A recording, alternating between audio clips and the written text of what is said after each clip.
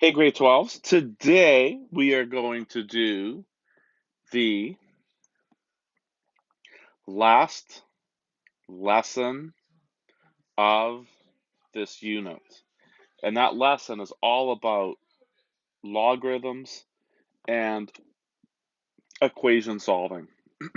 So, one of the things that we talk about at the beginning of the unit is basically this idea that if we have an equation, something like 2 to the exponent x equals 100. How do we solve for x? You could certainly do it by guess and check, but you're going to have to be meticulous about getting closer and closer and closer and closer and closer and closer to get the true value of x. And one of the promises that I made was we are going to be able to find a way to figure out that value a lot more efficiently. And guess what? Today is that day. We are going to be able to figure out how to find out what x is. So, awesome. Let's just get right down to it. Let's find out what x is. So, let's solve for x, round to the nearest tenth. And you know what? Let's change that. Let's change that to the nearest hundredth. We might as well go to 2 decimal places. 2 decimal places seems to be a little bit more appropriate. Like 1 decimal place is not all that accurate, so we'll go to 2. So here's what we have to do. If we have an equation like 3 to the exponent x equals 1,000, how do we solve for x?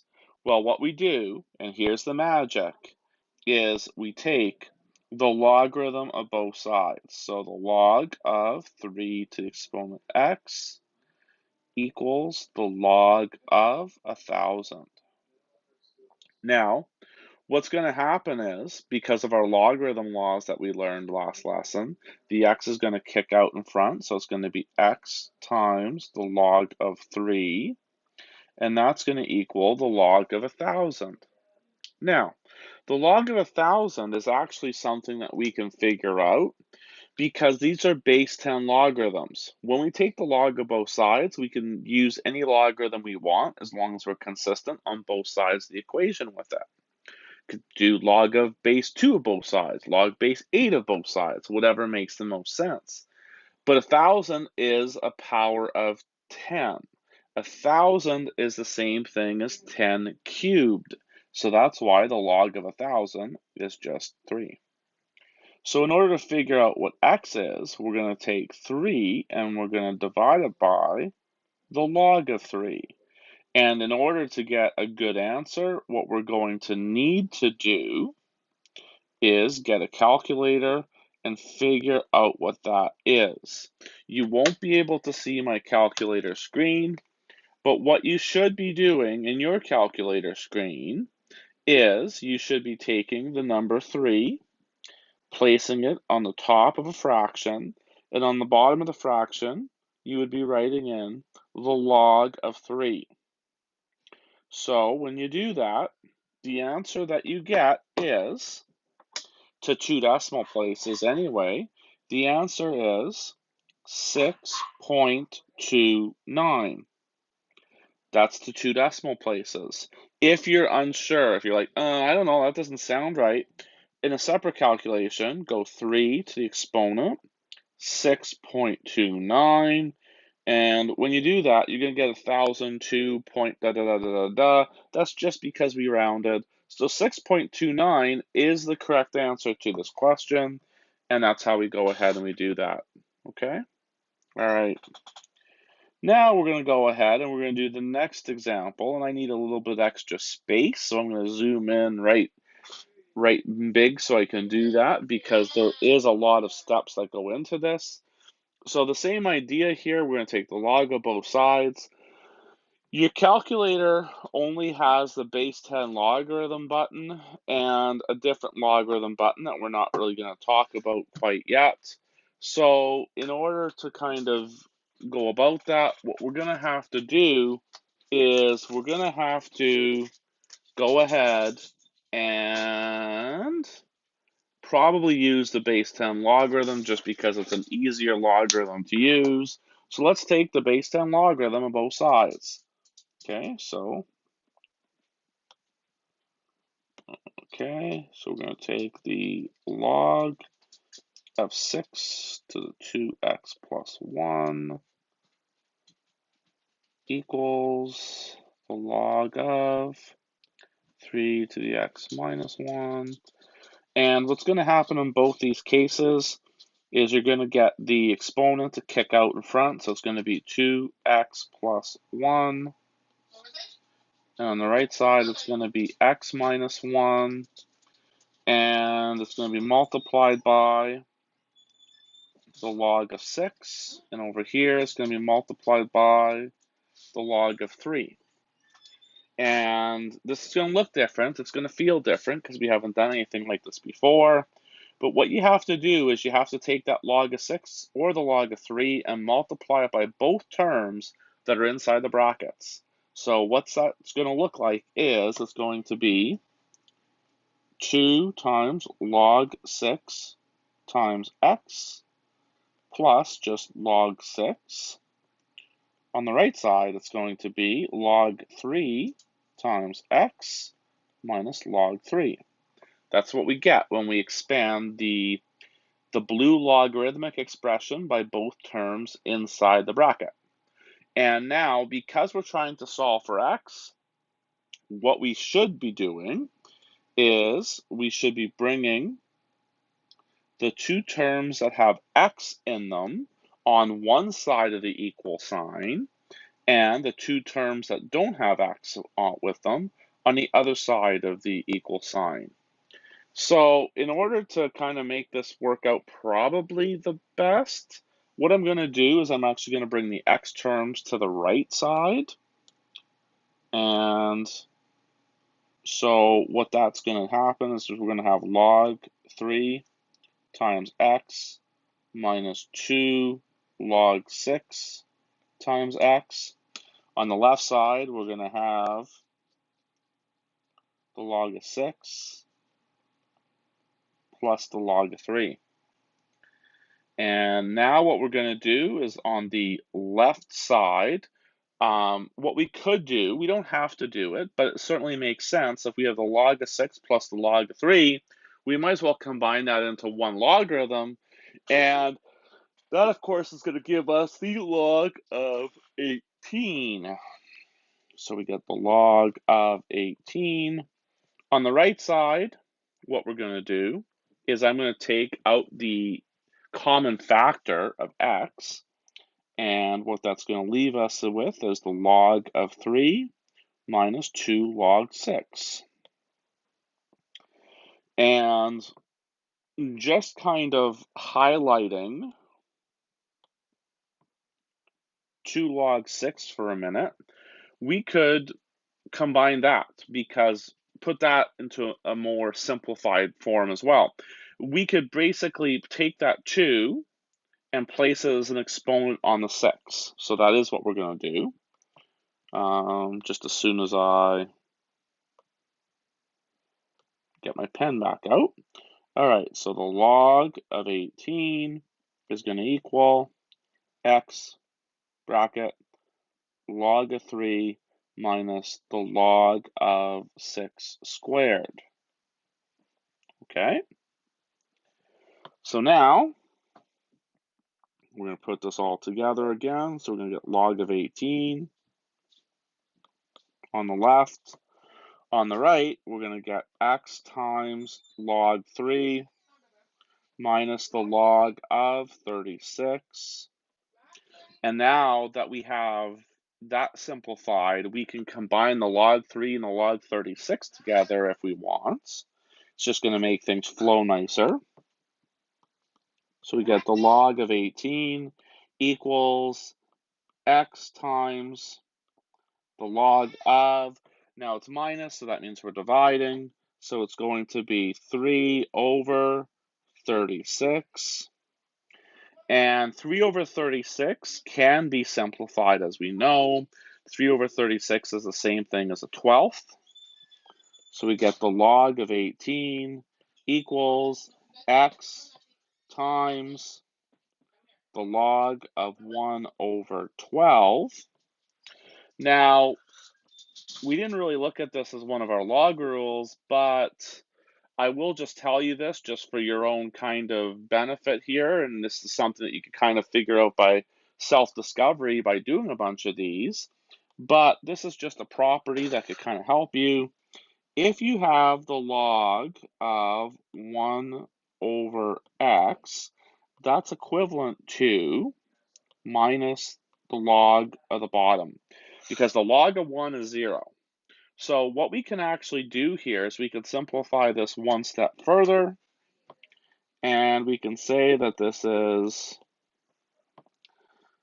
x times the minus log of 12. And now for us to figure out what x is, we can just go ahead and do some dividing. X is going to be the log of 18. Actually, I need to go ahead and do some finagling here. We need to go put this somewhere where we have just a little bit more room. So x is going to equal the log of 18 all divided by minus the log of 12. So the reason why we did all that simplifying, all that whatever, is just so that it's easier for you to go ahead and type this into your calculator. Because if you have to type a bunch of stuff into your calculator, there's more of a chance that you're going to get one thing wrong, miss a minus sign, or miss a fraction, and then it's just going to go ahead and cause problems. So that's why we went ahead and did this, was just for your benefit, okay? So we have the log of 18 divided by the negative log of 12, and so log 18 divided by minus log 12. So when all the dust settles for me, the answer I get is negative 1.16, negative 1.16. That is our value of x, okay? So that's what we got there is x equals negative 1.16. And again, the whole point is to use your logarithm rules to go ahead, and we got our 4 terms here. And we made sure that the 2 terms that had x in them were put on one side, and the 2 terms without x in them were moved to the other side. And then we took a common factor of x out, and we simplified this expression here a fair bit, all the way down to minus the log of 12. And then we divided the log of 18 by the negative log of 12. And that's where we got our final answer, okay?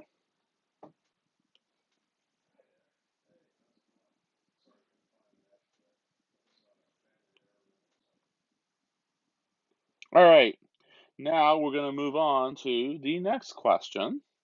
And the next question is, the population of a town is given by the following equation. The A of t represents the number of people, and it's equal to 250 times 2 to the exponent t over 7. The year 2000 represents the year 0. How many years will it take the town to reach a population of 1,500? So A of t is population, t is the number of years. How many years will it take to reach 1,500 people? So we're just going to go ahead and substitute in the 1,500 and then see what we have to do in order to find the value of t, in other words, the time. So it's going to be, I'm going to zoom in a little bit more here to give me a little bit more room again. So A of t equals 250 times 2 to the exponent t over 7. So now 1500 is a of t. That's equal to 250 times 2 to the t over 7. So now in order to solve this, it'd probably be best to divide both sides by 250. And that's going to give us a simplified version of the right side. And 250 goes into 1500 6 times. So it's 6 equals 2 to the t over 7. Now, it would be really, really, really, really nice if 6 was a power of 2, but it's not. So what we have to do is we have to take the log of both sides.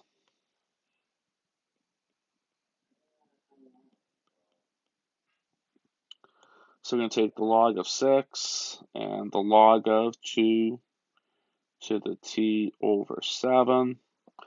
So the t over 7 kicks out in front. So we have t over 7 times the log of 2 on the right. The left remains the log of 6. Now the cool thing we can do is the 7 is on the bottom on the right side. So what we can do is we can multiply both sides by 7. And if we multiply both sides by 7, we're going to get 7 log 6 equals t times the log of 2. So now we can just go ahead and divide both sides by log 2. So we get 7 log 6 divided by log 2. And now we just have to figure out what t is. Now, one of the things you might ask me is, why didn't we take 7 log 6 and turn it into a single log? Like, why didn't we return the 7 as an exponent over the 6 and then figure out what 6 to the exponent 7 is? 6 to the exponent 7 is going to be a really, really, really, really, really, really, really big number. And it's just easier to write 7 log 6 than the log of whatever 6 to the exponent 7 is. So you could easily do that, and it wouldn't be wrong even in a little bit, but it just might be a little bit more cluttered because now you're dealing with a massive number. Okay? So now, to figure out what t is, we are going to have to take our calculators, and it would be great if you used a calculator that had a screen to show you what you're writing. In the numerator, you do want 7 times the log of 6, and then we're going to divide that by the log of 2. And what we get when we do that is 18.09 years.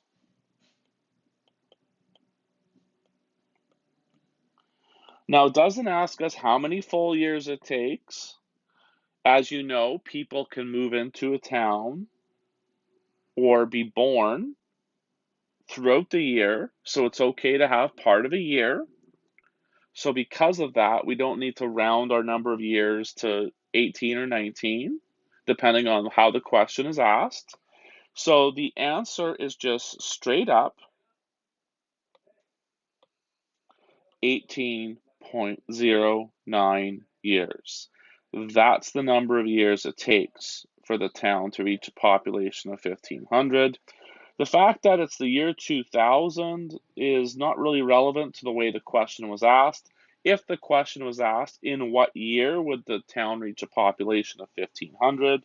If that's the way the question was asked, well, then we would say the year 2018. It'd be the year 2018 and then a little bit more than that. But it doesn't ask us that. So the answer is just 18.09 years based on the way that the question was asked. Okay? And we'll go on to the last example on this page. And it says, 70% of a particular radioactive substance decays in 38 days. Find the half-life of the substance to the nearest day. So now what we're going to have to do is we're going to have to set up some kind of expression here, okay? So some kind of an expression that we can use. So we're going to say that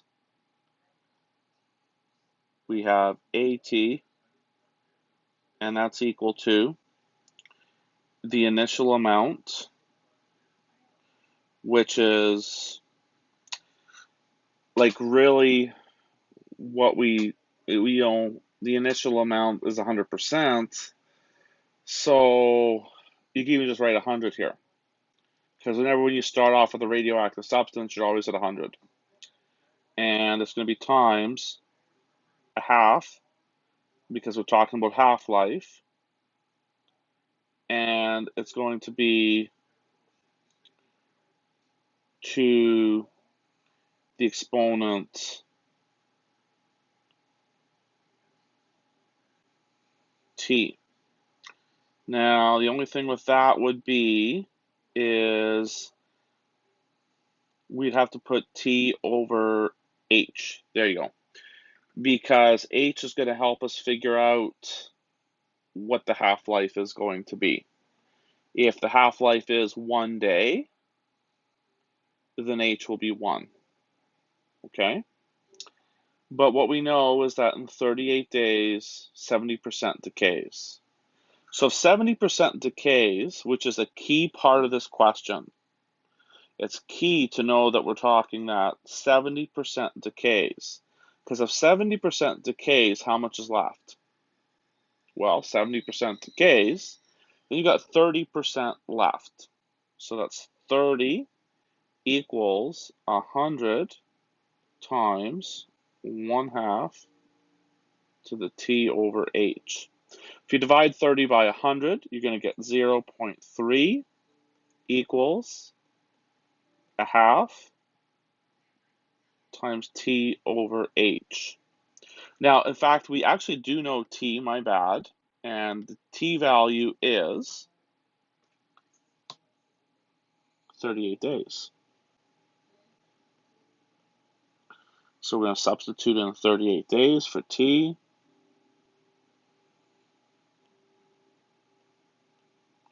And we're left to solve for h. So in order to do this, we're going to take the log of both sides. So we're going to take the log of 0.3 and the log of 1/2 to the exponent 38 over h. Using our logarithm rules, we know that if we take the log of a power, the exponent kicks out in front. So we're going to get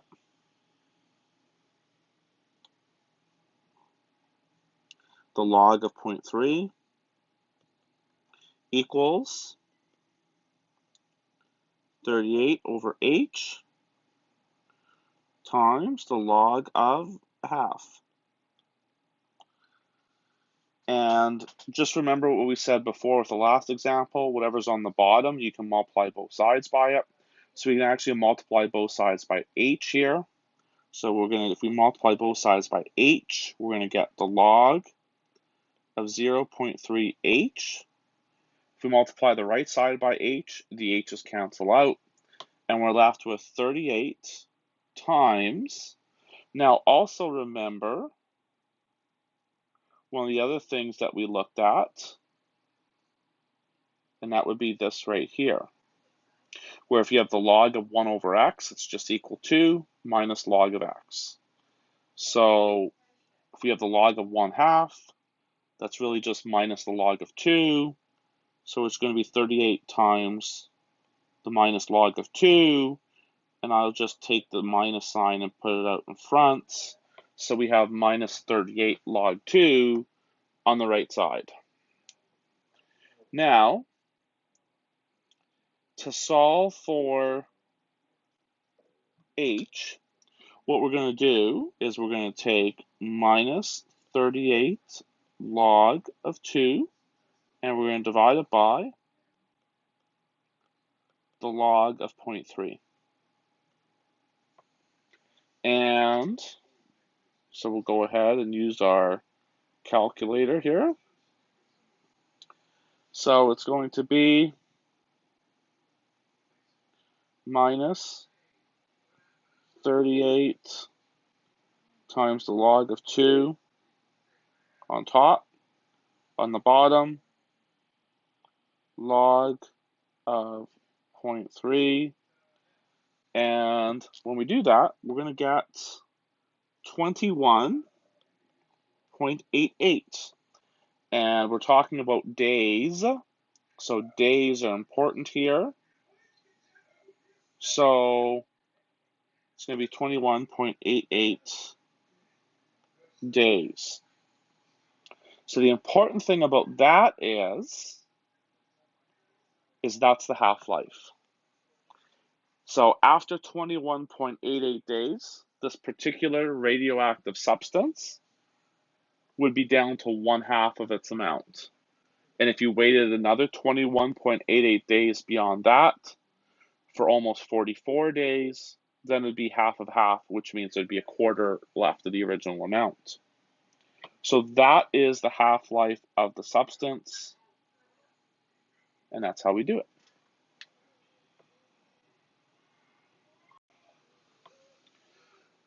The next thing we have here is an absolute game changer. It says, what's the log base 2 of 100? And the thing is on our calculators, we only have a log button and a ln button, which is a natural logarithm. And if we want to find what the log base 2 of 100 is, how do we do that? Well, what we do is we use this change of base rule. The log base a of x is equal to the log base k of x over the log base k of a. And it says you can use any base k. So because you can use any base k, most of the time we'll use log base 10 because that's what we have. That's what we have on our calculator.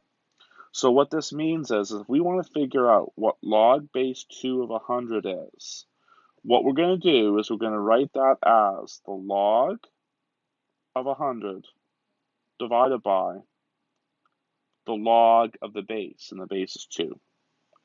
So the log base 2 of 100 is log of 100 over the log of 2. And that is something that you are going to have to go ahead and type into your calculator. So we know, and you know the log of 100 is going to be 2, right? Because it is a power of 10. So we could simplify things a little bit and just say what's 2 divided by log 2. So 2 divided by log 2 is 6.64. So we got 6.64. And that's rounded to 2 decimal places because it's not an exact answer, and you'll get several decimal places for that. But that's what the log base 2 of 100 is. It's 6.64. And we have to make use of the change of base rule in order for us to figure out what that is. Okay? The change of base rule is key. It's what helps us do that question. And it's such an important thing for doing applications of exponential and logarithmic functions.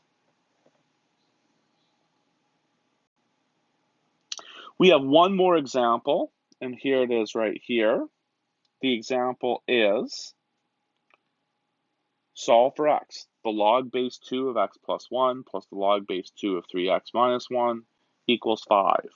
How do we do it? We're going to use our logarithm rules and work backwards. If we're adding, it means we multiply what we're taking the logarithms of together. So what we're doing is we're taking this and combining them.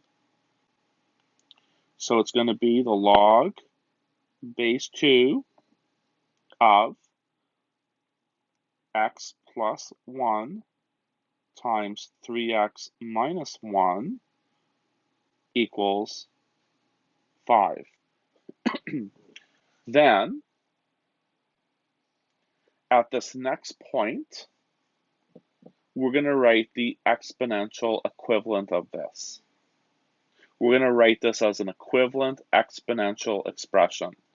And just to recap that very quickly, remember that if we have the log base 3 of 81 equals 4, the equivalent exponential expression is we take the base 3, raise it to the exponent 4, and we get 81. So we're going to do the same thing over on the question here. It's going to be 2 to the exponent 5 equals the product of x plus 1 times 3x minus 1. 2 to the exponent 5 is 32. And if we expand what's on the right side, we get 3x squared plus 2x minus 1. And then we're going to bring everything over to the right side. So we're going to bring the 32 over to the right side. So we get 3x squared plus 2x minus 33. And now what we have is something that we can factor. Something that we can go ahead and factor. And again, you can use factor by grouping, or you can just go ahead and see if you can figure out how to do this to make it all work. Totally up to you. We know for sure that one of them is going to be x, the other one's going to be 3x.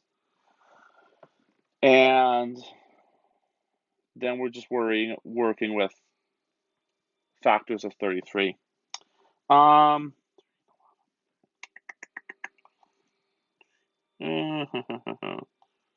going to go this, I'm going to go this, and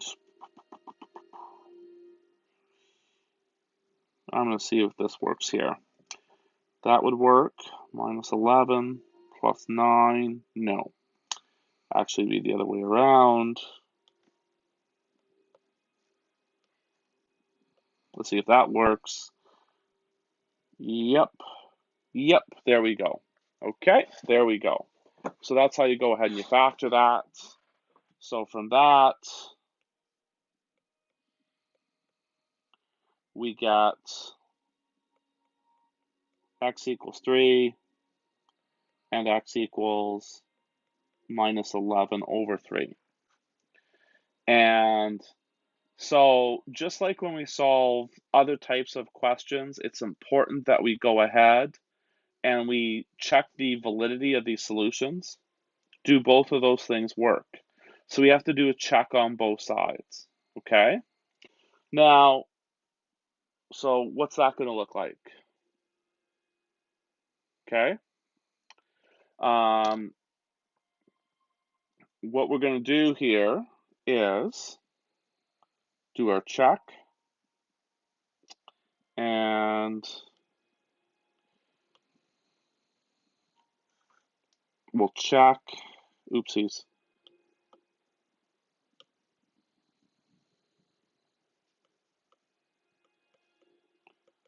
X equals 3. So plug everything on the left side. We see the right side is 5. So if we get 5, all's good in the hood. Left side is the log base 2 of x plus 1 plus the log base 2 of 3x minus 1. And we get the log base 2 of 4 plus the log base 2 of 8. That's 2. That's 3.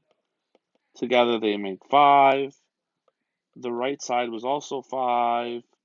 So therefore, we know that x equals 3 works. X equals 3 is a valid solution. So that's great. Now we have to look at the second solution, which is negative 11 over 3. Okay? So to do 11 over 3, what we're going to do is the same thing. We're going to plug it in, see if it works. Okay? So because of my limited real estate here, I'm going to do this check over on the left-hand side of this page. So check x equals minus 11 over 3. So left side is equal to log base 2 of x plus 1 plus the log base 2 of 3x minus 1. So log base 2 of negative 11 over 3 plus 1 plus the log base 2 of 3 times negative 11 over 3 minus 1. What we're going to get here is a couple things that are very interesting. We're going to get negative 8/3 in the first bracket, and we're going to get minus 12 in the second bracket. And this is where the question goes kablooey, because you can't take the log of a negative number. And so what we have here is we have two spots where we're taking the log of a negative number. If you even see in one spot we're taking the log of a negative number, that's enough for this to go kablooey. It does go kablooey, so it does not exist. So therefore, x is not equal to negative 11 over 3. That's not a valid solution. So therefore, there's only one solution that works, and it's x equals 3. So you might get a whole host of solutions in a question like this. However, you have to make sure to check to see what works. Sometimes it'll work, sometimes it won't. And that's where the check comes in handy. These questions will take a fair bit of work in order to kind of gain some traction and knowing what you're doing. So please make sure to take the time to do questions like this, get lots of practice, and ask lots of questions. Your homework for this assignment is on pages 412 to 415, and you will have a work period on this.